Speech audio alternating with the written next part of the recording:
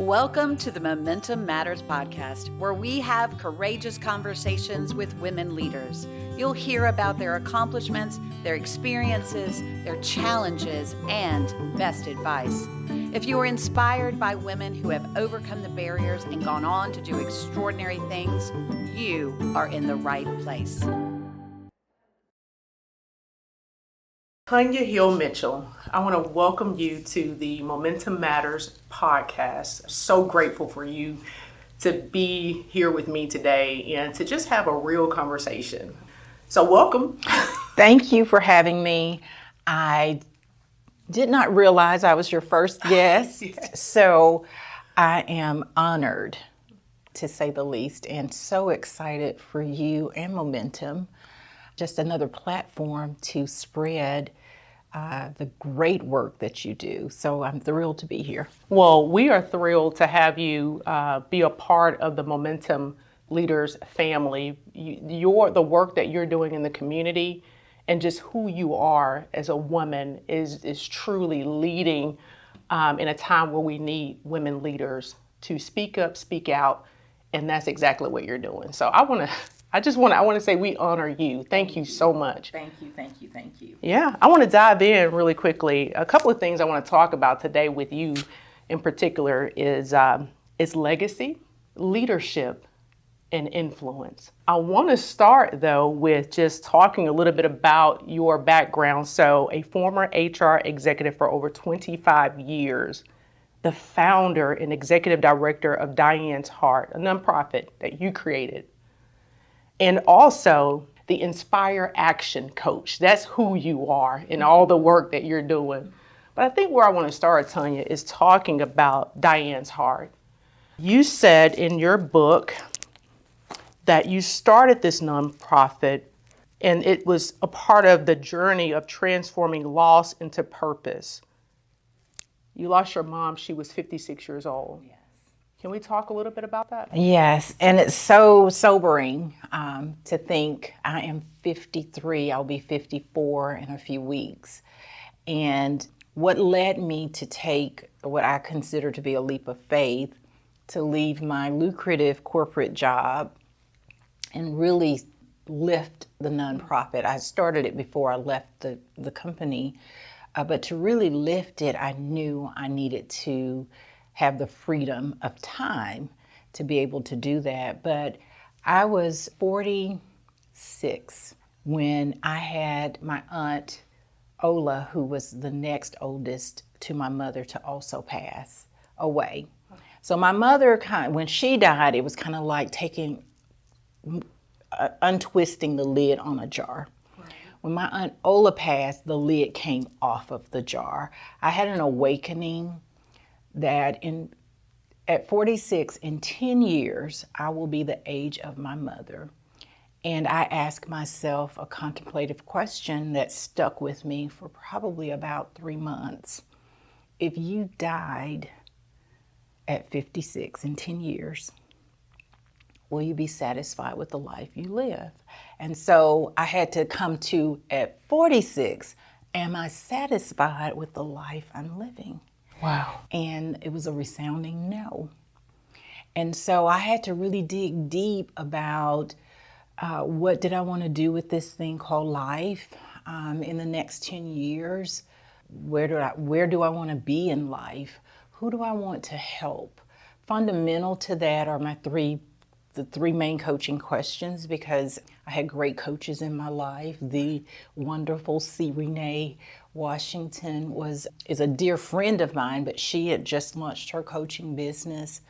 And those three fundamental questions: who am I? What do I want? And who am I here to serve? That's the work that I did.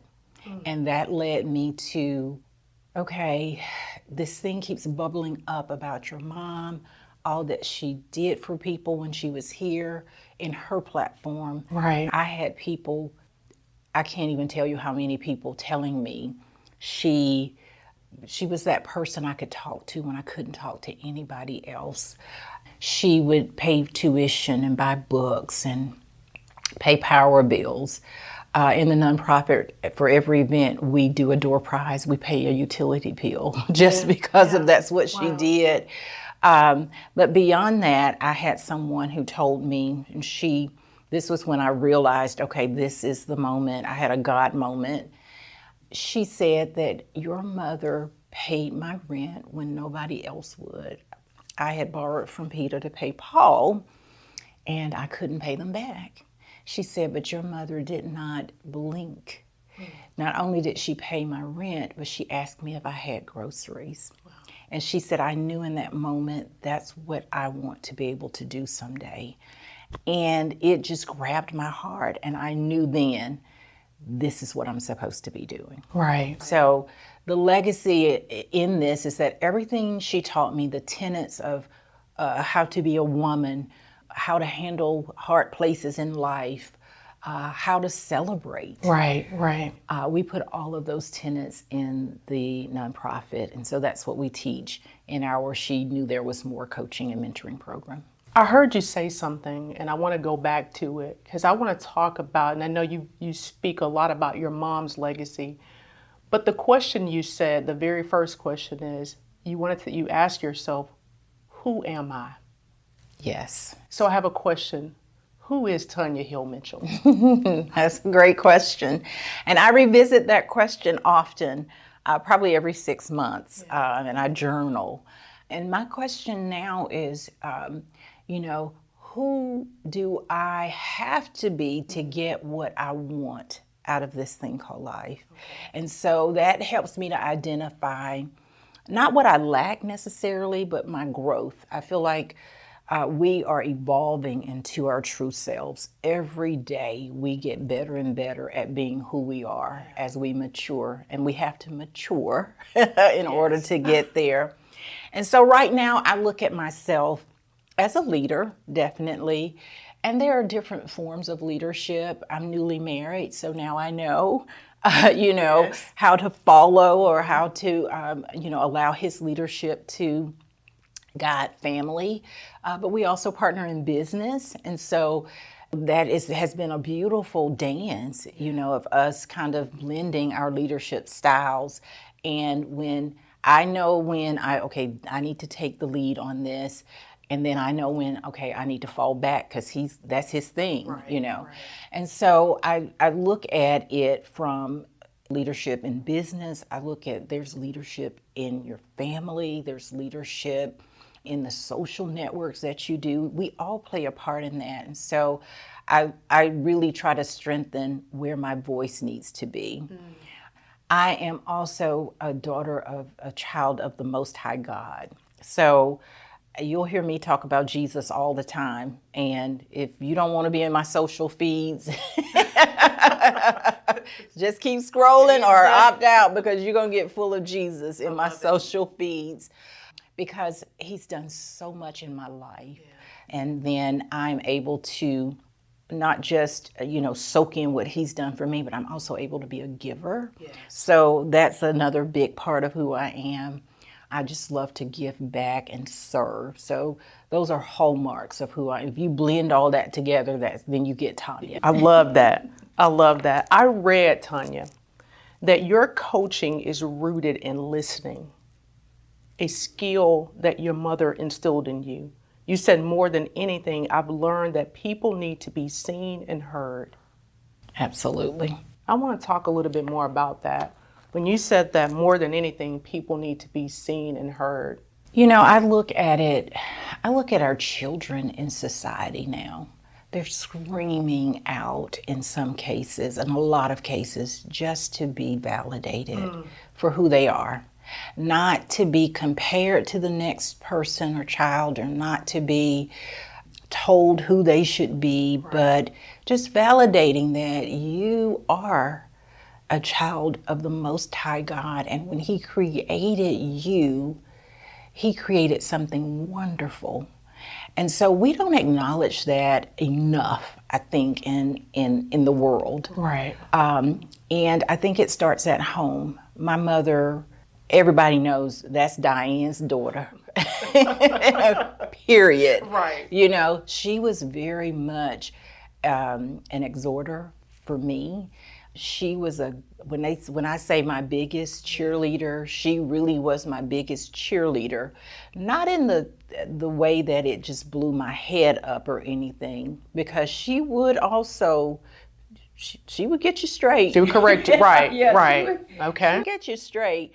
But I think we underestimate the value of hearing people and what their points are, what's in their hearts, who they want to be, what they want to create, and then seeing them for who they really are. Right. It's very important, I think, for me with my children, that we, as I was raising them, they could ask me questions. I think some people would be like, okay, that might be disrespectful, but it was always, you have to have the right tone when you ask me a question. Right. But it was never because I just said so. I would say, okay, let me hear what you're thinking. Or you can question me. And let me say, you can ask me a question as long as I don't feel like you are questioning me. How about that? I follow. Yes. So you can ask a question, right, but don't question me. Right. And so my kids understood that, but I think sometimes people would probably scoff at, is that being disrespectful? And I never felt it was. And as young adults, we still have those open types of conversations. They know the Word of God, and if they don't feel like I'm doing something, they will call it out, and they will give me scripture and verse. So we have that type of relationship, but I think it's because my mother validated me and my thoughts, my beliefs, and what I felt, and that's how I wanted to mother them as well. Right. That's so beautiful that you say that, because I know you love your two boys. Yes, ma'am. And they're grown men now, They right? They are. They're grown men. Yes. But you talk a lot about your boys too, and just the time that you've cherished with them. And you said also, I have it here, that you believe in the power of prioritization and presence. You said you can have it all, but maybe not all at the same time. You encourage women to delegate and to cherish quality time with their children and maintain their own lives. Absolutely.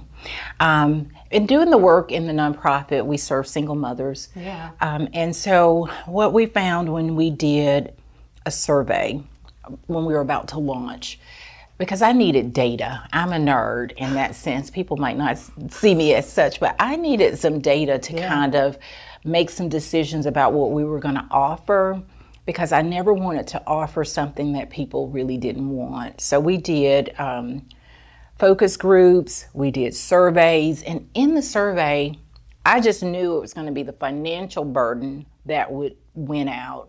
But I think we were able to survey about 100 single moms in the Birmingham market. And 51% of those mothers said the financial burden was really heavy for them. 49% said it was the emotional and just the time management, all wrapped in there as a very high ratio when I looked at that data. So those single moms don't have time to come up for air to think about what they want.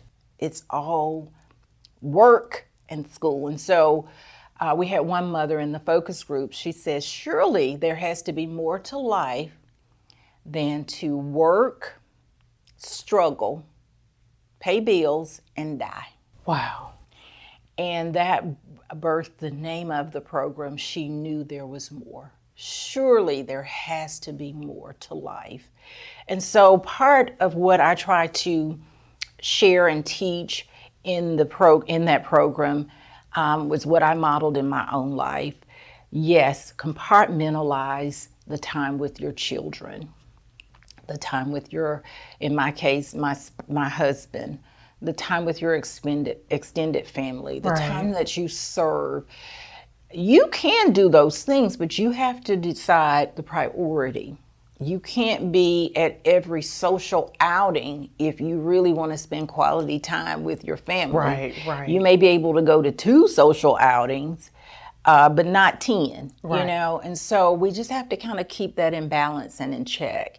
And now I call that my radical self-care plan, because I think it's very important that we do the things that we like to do. So if you're a social butterfly and you like social events, then you need to plan for that. But don't be a wreck when you don't have time or haven't spent time with your family or your children, Right. because you made that priority. So I think there is balance, but you have to plan for it.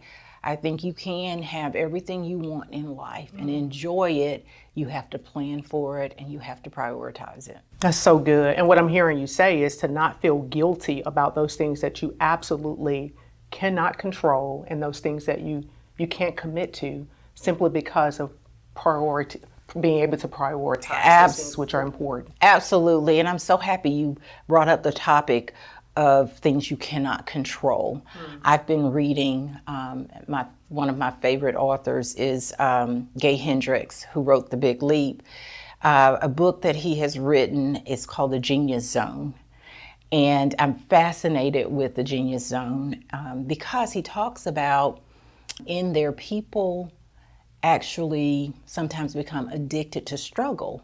And when I heard that, I was like, what do you mean? Right.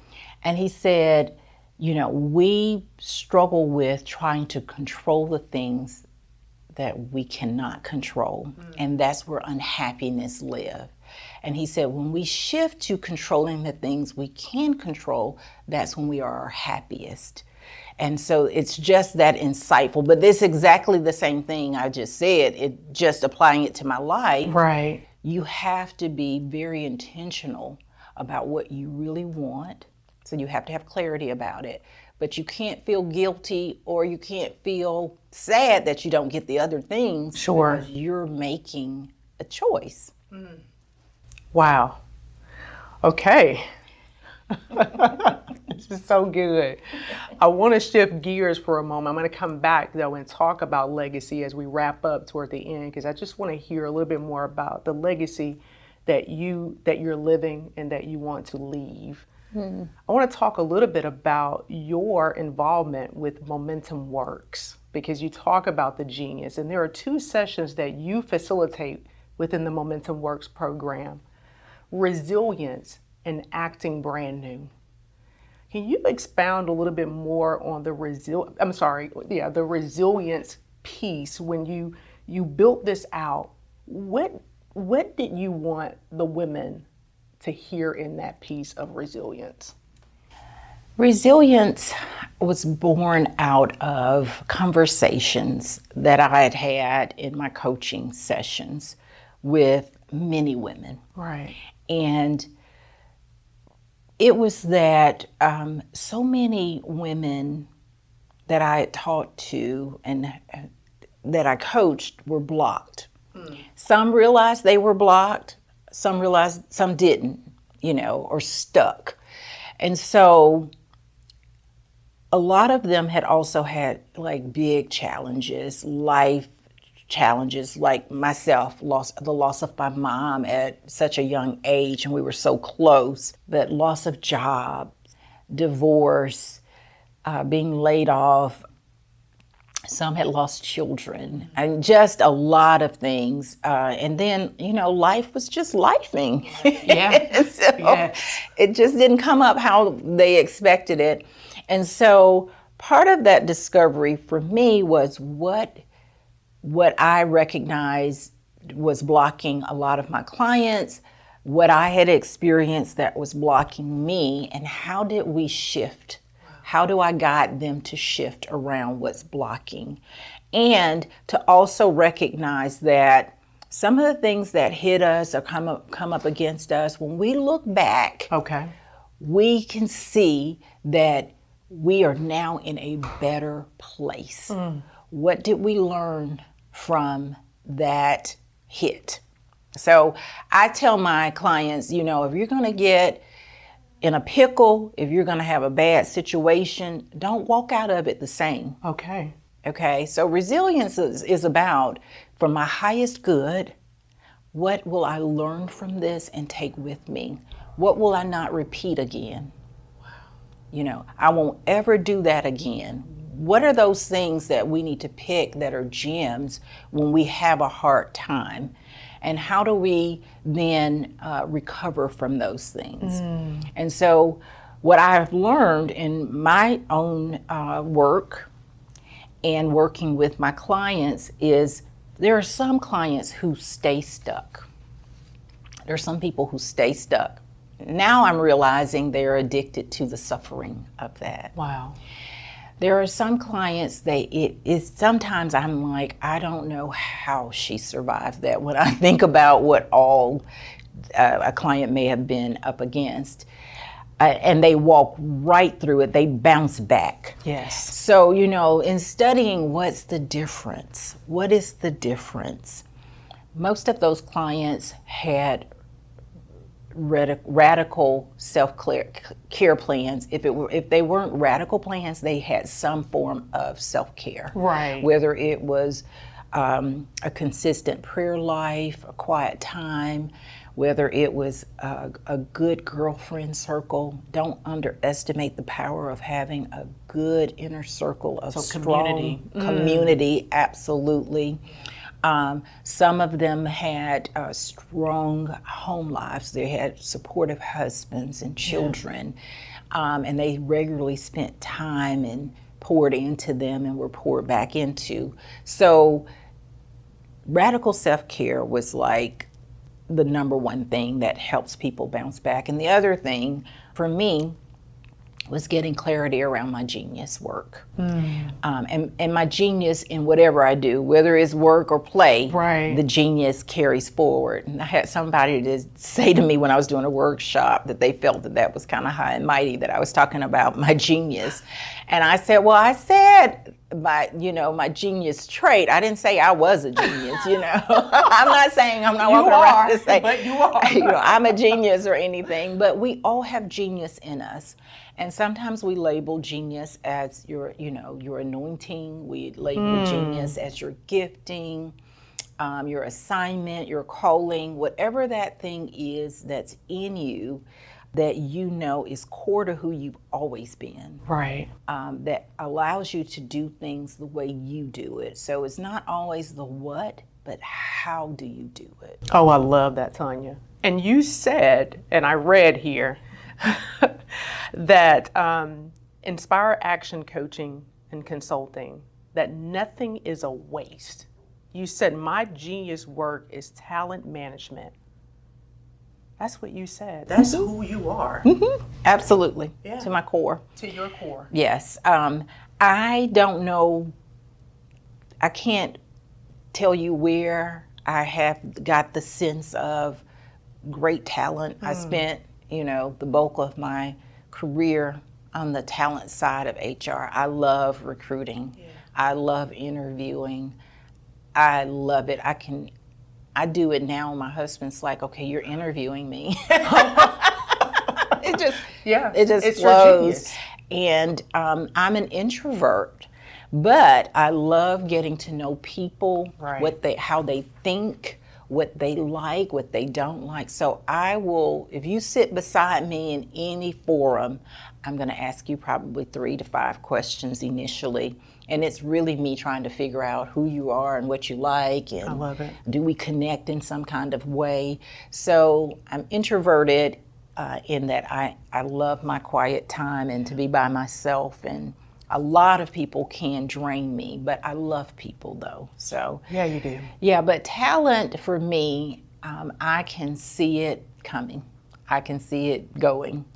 I can sense that, okay, this is the person for this role, or this is what that genius is in you.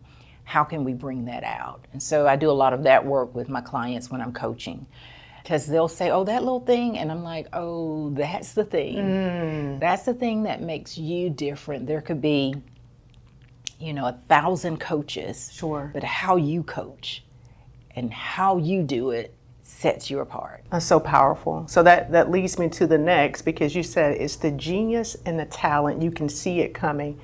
What that tells me is it's wrapped up in brand.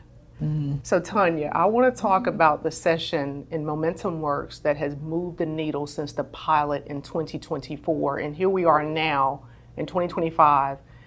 And this session is the one that moves the needle every single time. Acting brand new. Can we talk about how the title came about? And what do you mean when you say that if we're not being intentional about branding, then we'll be branded by default? Absolutely. And so the name of it was a play on something my kids actually said. There was a noticeable change in one of my sons when they came home for Christmas break from college. And he was different. He had enjoyed that freshman semester in college, and he had grown. And he knew who he wanted to be. Okay. You know, but it wasn't how my other son had experienced him before. Right. And so my younger son wasn't going with the program like he normally would. He was saying no to things. He had boundaries. He had, discovered himself, and that wasn't who he was anymore. Right. So my older son comes in and he says, he's been acting brand new. And it hit me like that is, wow. The title. Yeah, he is. He's acting brand new because he's in a new role. You're experiencing him differently. And sometimes that's what we have to do is show up differently. Wow. And then it's not necessarily that you're acting like someone you're not. Right. You're acting now like who you really are. That's powerful. Yes, it's a shift. You're acting like who you were always intended to be. You're acting in your power. And it shows up and people see it. And the thing for me with brand that's different than reputation is your brand, you can show up and shift your brand. Sure. At any point.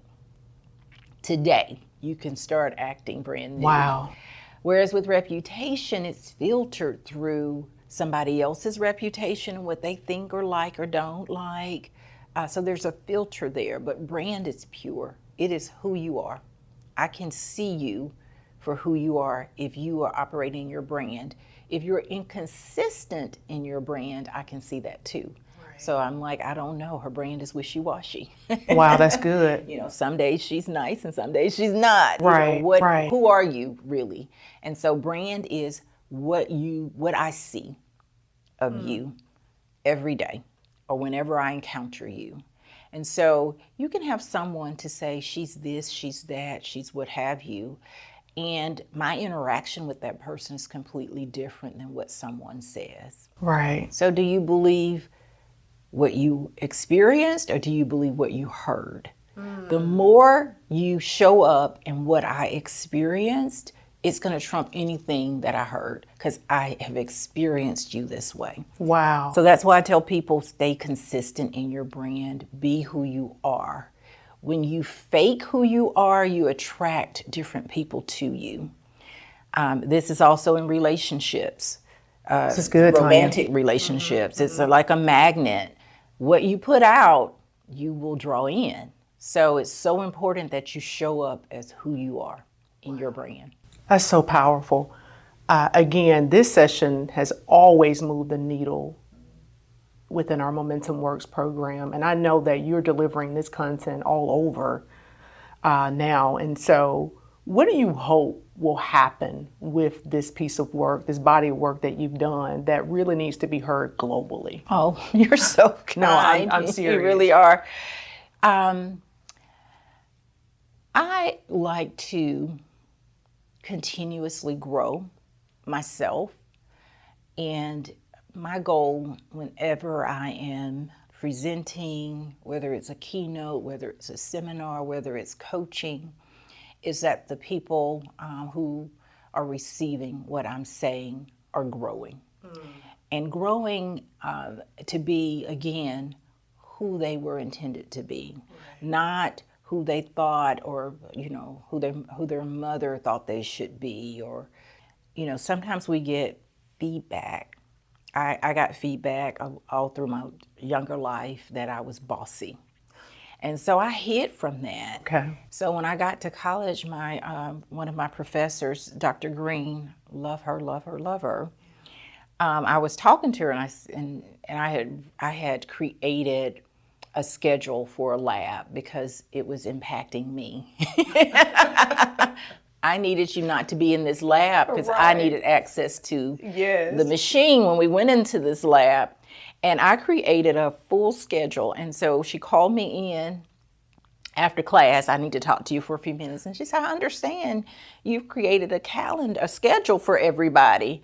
And I said, I started apologizing. I'm sorry, but I had a work study job that I needed to get to, and they're in there kikiing. I need to get this done so I can get to my job. And I said, and people have always called me bossy. I'm so sorry. And she said, no, I don't consider that being bossy. I consider that being a leader. That's leadership. I didn't have to ask you to do that. You did it. Right. And it has made the lab run so much, it's just smooth, much more smoother than it had been. Right. And she said, and I think your peers appreciate it as well because now they can get in and get out. Wow. And so that it shifted my thought on bossy versus being a leader.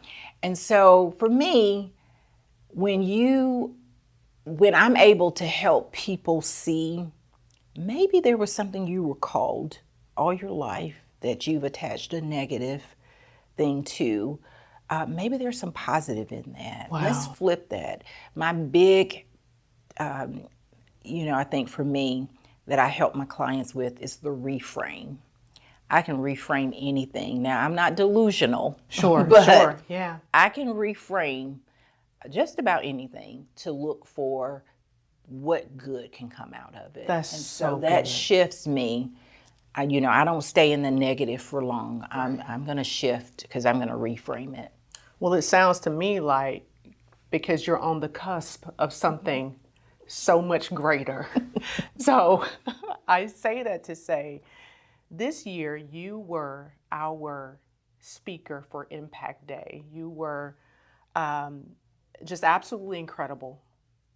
Thank you. On a stage where that room was filled with almost 1,000 people. And you presented your new body of work called On the Cusp. Can you talk a little bit more about this body of work? And you said that this piece is all about poured out and filled up. You said the more I pour, the more God fills me. Yes. Yeah. And I live by that. I absolutely, I live by that. So on the cusp, I literally had spent my quiet time with God and prayer. And I get up to go into my bathroom and I hear in my spirit, on the cusp.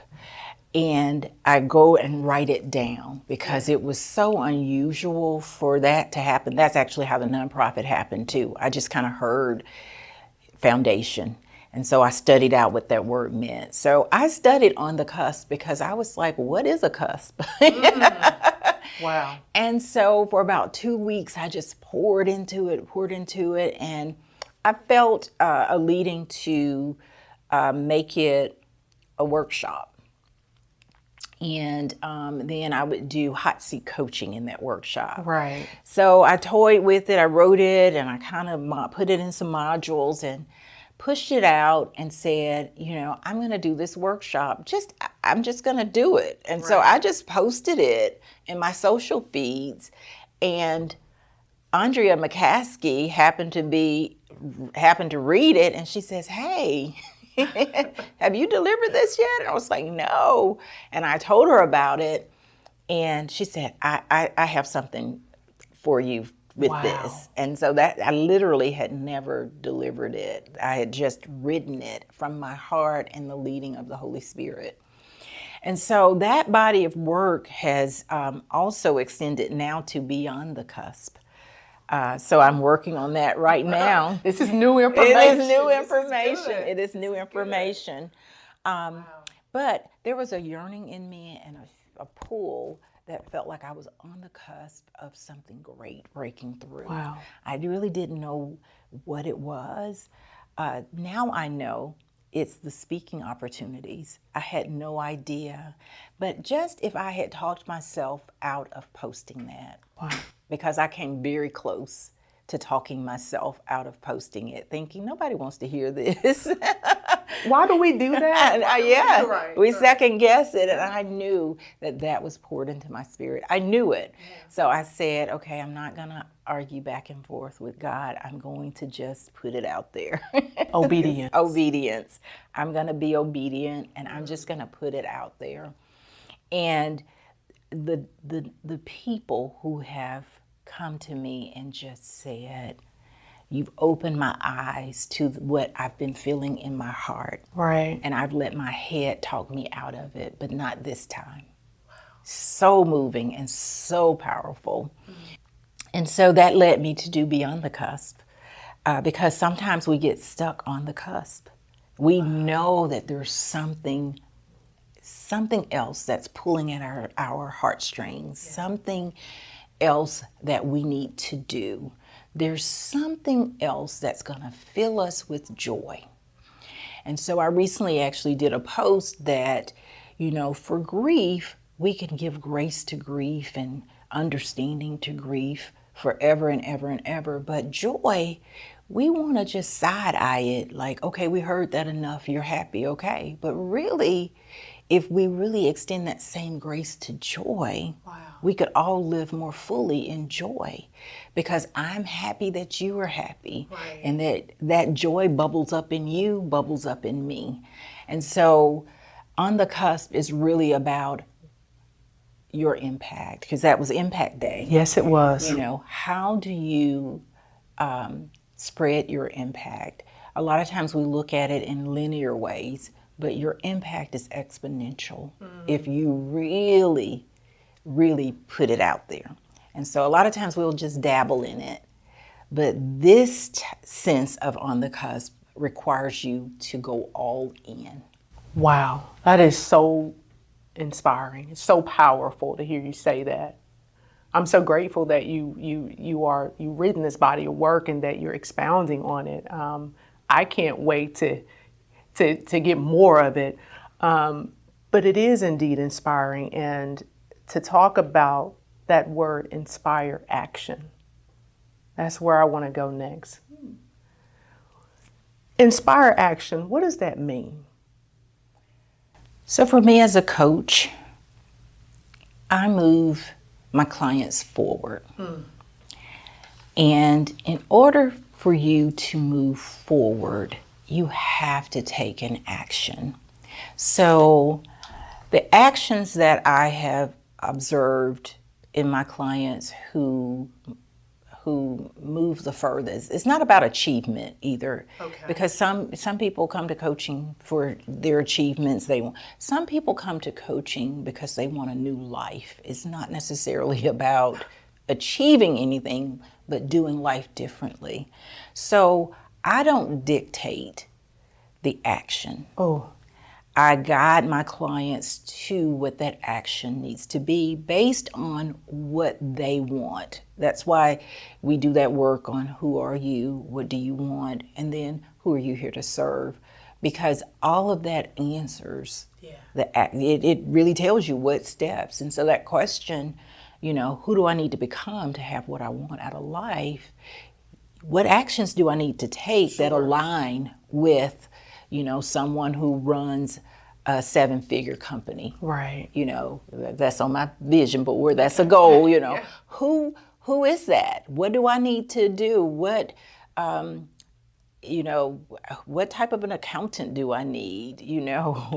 What tax strategist do I need? Right, practical information. Practical steps that I need to take. So we have to spend time really learning and who we are and all of those things so that we can really get to the actions we need to take. And they have to be inspired actions or you will not take the step. And we are wired for completion. And so when we don't complete an action, that then either gives us a shame or guilt and all of that nonsense that we deal with. And it's because the action was not an inspired action. It was a duty action.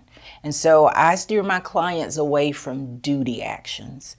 They can be practical things you need to do, but they're not duty actions. They're inspired because this is what you have to do to get the outcome that you want. Oh, that's so good. Yes. And so when I ask them, how does it feel to have to go out and do this? If it feels like, hard labor, you're not probably going to do it. Right. I had a client, she wanted to lose weight. That wasn't what she was there talking to me about. But I said, what is the one thing that you could move your body and not, think about it? And so she was like, dance. Okay. So I'm like, girl, put on Beyonce. Dance for 30 minutes, work up a sweat, get your heart rate up, get your knees, get your knees under you, and then think about the next thing that you're going to do. And for me, I don't like exercise at all, but Pilates is my jam. I know. I had to figure that out. Yeah. So now I go to Pilates literally like it is, if I miss Pilates, I am upset. Okay. It is a ritual for me now. So I'm inspired to do it because it works my brain, it works my body. I feel good and relaxed after. There's an inspirational part to me, and I don't even think of it as exercise. I love that. Inspired actions move you forward, but not duty and grunt work types of actions. That makes you, of course, it makes you less inspired. So you typically don't do that. So that's kind of how I coach. And so we have a good time, and I'll say, girl, you're not going to do that. I love the fact that you are don't just... even write that down. Right. I know you're not going to do that.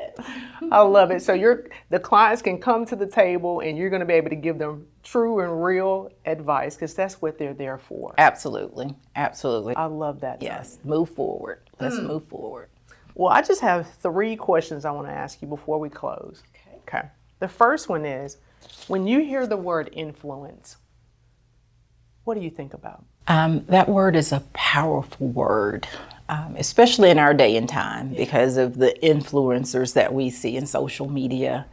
But when I think of someone of influence, and even whatever influence I may have, I do not take it lightly because someone is watching or hearing what you're saying, and someone will think or decide or live based on the influence that you have in their lives. So it is not to take it lightly. So I'm careful to live out who I am in the most authentic way because that is influence. How I smile or if I don't smile can influence someone's day. That's good.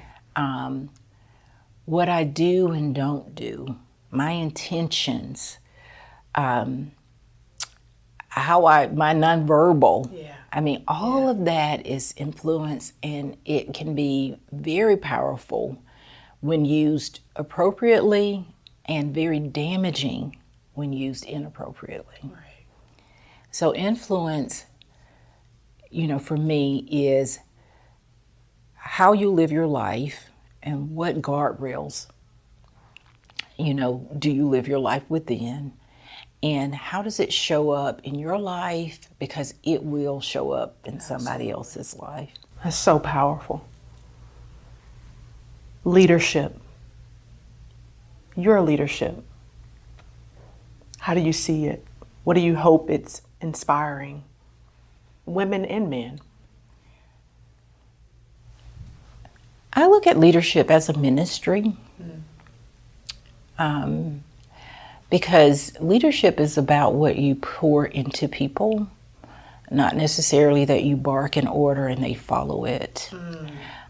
Leadership is about trust, and that what you say you will do, and that what the people around you need to get the job or task done, they have that.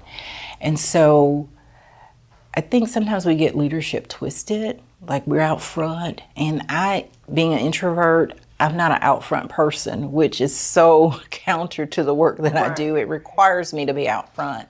But I would much rather have someone else do a news show or even this podcast, to be honest with you, because I'm not an out front person, but the role calls for me to do that. Absolutely. But what gets me to be out front and to lead is that I am a nurturer. So taking care and I'm not the nurturer where I'm going to do everything for you. Right. But I care for you. The people that I'm connected to, I care about their hearts. How do they feel? What do they think? What can I do to help things to be better or easier for them? And so leadership in the most powerful way is, how do you prepare your people? What do you provide to them? I think also there's the other side of leadership, that's that thought leadership. You know, can you think? Right. And That's so good. Yeah, not to be afraid of your thoughts, you know, and not to be afraid to put it out there because that's what you think. Yeah. And so people like to be led by someone who has a thought about the direction that we're moving in, or can come back and say, hey, pump the brakes. I don't think we should do that. You know, I don't feel that's the right course for us, and this is why. Yeah.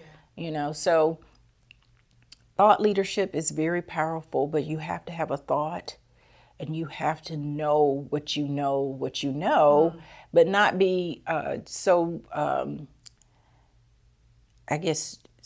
stringent that you can't change your thought. You can continue to grow your thoughts. Right. You can continue to listen to other people and their thoughts, and, you know, then come up with what you think. Sure. You know, so there's an inward witness for me on anything I think, you know, that's going on in my mind. I'm going to research it, and then I'm going to get clear about my perspective on it. You know, do I like that or not? Do I want that in my life or not? So decision making is so powerful when you're thinking about leadership. That's so good. We've talked about influence. We've talked about leadership. Your legacy.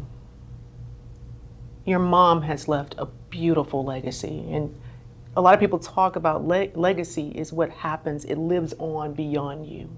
Clearly, your mom's legacy is living on. What would you want your legacy to be, or is now? Honestly, it's that I poured from what was given to me, and I was not afraid to pour it out, and that it was received. So that whatever I poured, whether it was in a coaching session, in a keynote, to the moms in the nonprofit, to my children, in inspired action coaching and consulting, you know, that something I said or did either helped you to grow. Yeah.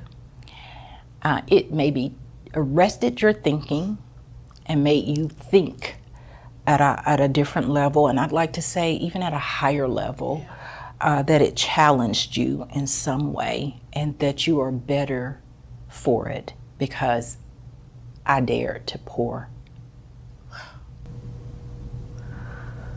I'm just in awe that I've had this opportunity to just sit in your presence. I truly mean that. You are truly an inspiration. You are a leader, and your legacy it's living. It's a living legacy today. Like, I'm so grateful. And can I just add how grateful I am that in some luck of the draw, I won't say it was luck, but truly God allowed our paths to cross. Because I think you embody the questions that you're asking me in the most powerful way. And I love women lifting women. And you have been such a lift for me. Thank you, Tonya. And I barely even knew you. And I was like, oh, I just love her energy. Yeah. She's such a powerhouse and so gracious. And so I can feel your warmth. And I love working with you. I know whenever we're going to be in the room together, it's going to be fire. It's going to be a great time. So I appreciate the opportunity to be a guest here. Yes. But more than anything, I appreciate the opportunity to know you.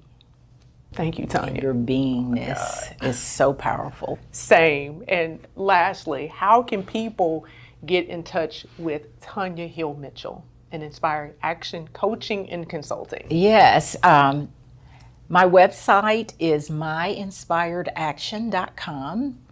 And you can email me at Tonya@myinspiredaction.com. And I am on Facebook, LinkedIn, and Instagram, either under Tonya Hill Mitchell or Inspired Action Coaching and Consulting.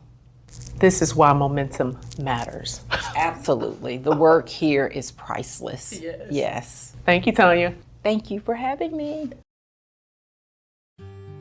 Thank you for listening to Momentum Matters. We invite you to subscribe to our podcast as we share more important conversations with women leaders. We would love for you to rate our show and share with others in your life.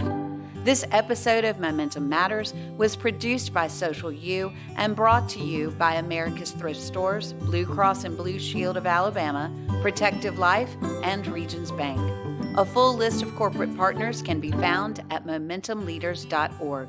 We also want to thank the individual donors, Momentum members, and volunteers for their commitment to our mission.